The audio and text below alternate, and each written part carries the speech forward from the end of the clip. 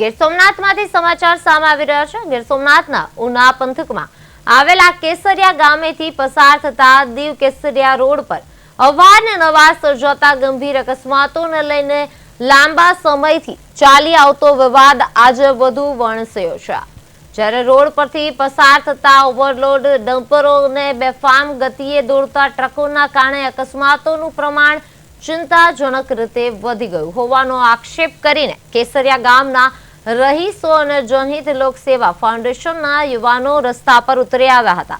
પ્રદર્શનકારીઓએ બેફામ વાહનો સામે અગાઉ વન વિભાગ અને સ્થાનિક તંત્રને વારંવાર લેખિત અને મૌખિક રજૂઆતો કરી હોવા છતાં કોઈ કડક કાર્યવાહી ન થતા લોકોમાં ભારે રોષ જોવા મળ્યો હતો।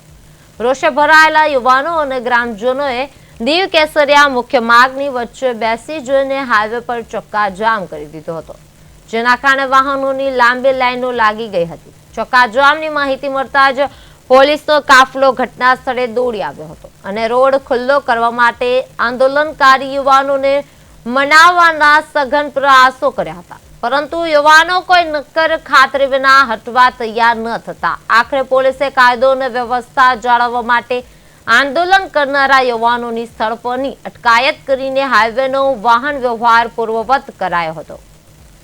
સુજલામ સુફલામ યોજનાની આડમાં એમાં પછી સિંચાઈ વિભાગ પણ આવી જાય છે, એમાં પછી તમામ જે જરૂરી જે તંત્ર છે એ પણ આવી જાય છે। એની આડમાં રોયલ્ટીની ચોરી કરી રહ્યા છે આ લોકો અને બેફામ ઓવરલોડ ડમ્પરો ચલાવીને અકસ્માત સર્જી રહ્યા છે।